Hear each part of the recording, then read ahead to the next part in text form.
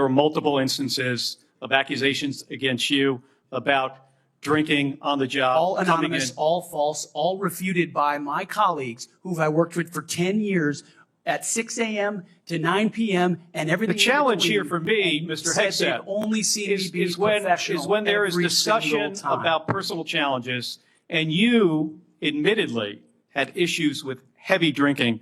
It's hard to kind of square this, to square the circle here. It's kind of a difficult thing to do. Let me ask you if, I have about 90 seconds left here. If you had to answer these questions about sexual assault against you and your drinking and your personal conduct, would it have been different if you were under oath?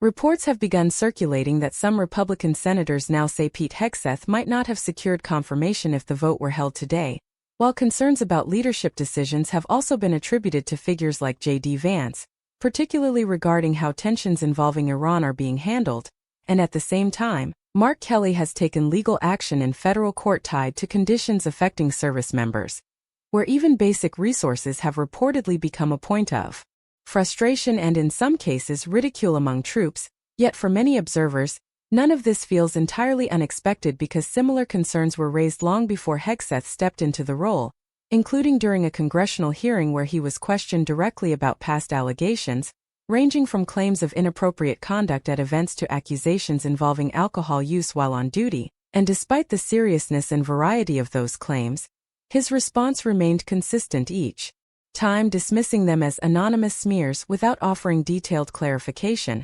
which made that earlier exchange stand out, as a senator repeatedly asked for clear confirmation or denial, simple, direct answers, but received the same brief reply over and over, leaving a lasting impression that continues to shape how current developments are being viewed. Thank you for being here today. Thank you for your service to this country. Thank you, Senator. Few nominees come into this room with all the necessary experience to do this job, to be Secretary of Defense. We get that. It's a reflection on just how big of a job this is. What I want to understand is whether or not you bring any of the necessary experience that this job requires. And here's where I'm concerned. Senator Coleman, in introducing you, and this is a quote, he said, "He has struggled and overcome great personal challenges," unquote. You walk in here saying that you've had personal and character issues in your past, including heavy drinking, which you wrote about. And you said, and this is a quote from you, that you said, "I sit before you as an open book." Yet you haven't actually said what personal challenges it is that you've overcome when you've been asked about them. So I'm going to give you an opportunity here to be as forthright as you say you want to be. So while leading Concerned Veterans of America, there were very specific cases cited by individuals about your conduct. I'm going to go through a few of them, and I just want you to tell me if these are true or false. Very simple. On Memorial Day 2014, at a CVA event in Virginia, you needed to be carried out of the event for being intoxicated. Senator, anonymous True. smears. Just true or false? Very simple. Summer of 2014 in Cleveland, drunk in public with the CVA team. Anonymous smears. I'm just asking for true or false questions. True or false answers. An event in North Carolina, drunk in front of 3 young female staff members after you had instituted a no alcohol policy and then reversed it. True or false? Anonymous smears. December of 2014 at the CVA Christmas party at the Grand Hyatt at Washington, D.C., you were noticeably intoxicated and had to be carried up to your room. Is that true or false? Anonymous smears. Another time, a CVA staffer stated that you passed out in the back of a party bus. Is that true or false? Anonymous smears. In 2014, while in Louisiana on official business for CVA, did you take your staff, including young female staff members, to a strip club? Absolutely not. Anonymous smears. So,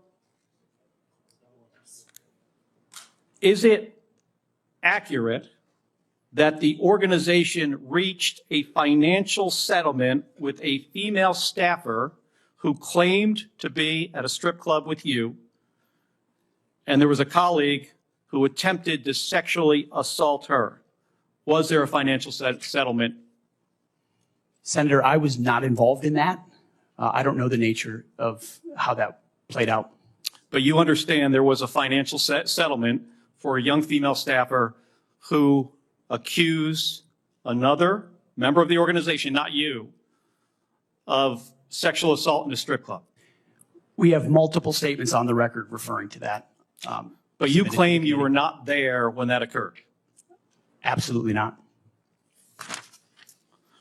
Now, the behavior I cited, if true, do you think that this behavior of intoxication, going into these type of establishments, women on your staff being so uncomfortable that they have to file these sort of harassment claims, do you think this is appropriate behavior for a leader?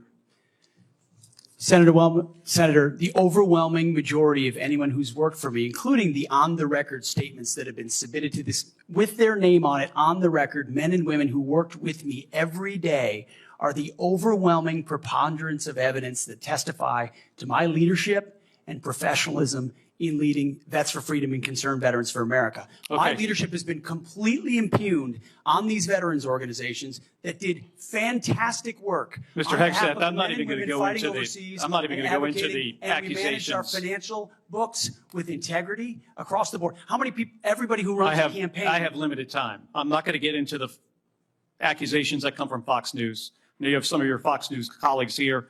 There were multiple instances of accusations against you about drinking on the job. All anonymous, all false, all refuted by my colleagues who I worked with for 10 years at 6 a.m. to 9 p.m. and everything. The challenge here for me, Mr. Hegseth, only see is when there is discussion about personal challenges and you admittedly had issues with heavy drinking. It's hard to kind of square this, to square the circle here. It's kind of a difficult thing to do. Let me ask you if, I have about 90 seconds left here. If you had to answer these questions about sexual assault against you and your drinking and your personal conduct, would it have been different if you were under oath? Senator, all I'm pointing out is the false claims against me. Okay, I take it you do not want to answer that question. I walked into this hearing this morning concerned that you haven't demonstrated adequate leadership in your civilian roles. And this is a dangerous world we're living in here. And America cannot afford a Secretary of Defense who is unprepared for that mission. I'm going to leave with concerns about your transparency. You say you've had personal issues in your past, yet when asked about those very issues, you blame an anonymous smear campaign, even when many of these claims are not anonymous. Which is it? Have you overcome personal issues, or are you the target of a smear campaign? It can't be both. It's clear to me that you're not being honest with us or the American people because you know the truth would disqualify you from getting the job. And just as concerning as each of these specific disqualifying accusations are, what concerns me just as much is the idea of having a Secretary of Defense who is not transparent. Thank you, Mr. Chairman. I yield back my 2 seconds. Thank you, Senator. The senator eventually asked the one question that didn't fit into a quick, two-word dismissal, pressing whether there had been a financial settlement connected to an incident involving a coworker and a female employee at a strip club event. And this time Pete Hegseth didn't fall back on calling it anonymous smears or denying it outright, instead saying he wasn't involved, a subtle but important shift that stood out because it avoided labeling the situation as false. And that's when the senator made a point that cut straight to the heart of the issue, explaining that his statements couldn't both be true at the same time, because claiming to have overcome personal struggles while also insisting every allegation is fabricated creates a clear contradiction, forcing a choice between acknowledging real challenges or accusing numerous former colleagues of coordinated falsehoods. And according to her argument, that contradiction mattered because admitting the full truth under oath could have affected whether he secured the position at all.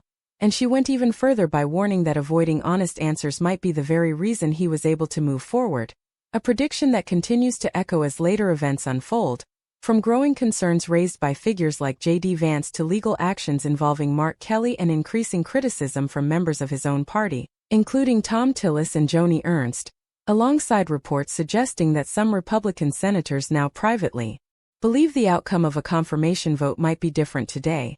And what makes this moment stand out is not just the criticism itself but how closely it mirrors the concerns raised earlier, when it was still a matter of speculation rather than consequence, because at the time it was framed as a warning about leadership, transparency, and accountability, and now those same themes are being revisited in light of ongoing challenges and decisions that continue to draw scrutiny, leaving one central question lingering from that hearing: whether the senators' claim that withholding the full truth was key to securing the role was an overstatement or an accurate reading of what was happening, a question that remains open as more voices weigh in and the situation continues to develop.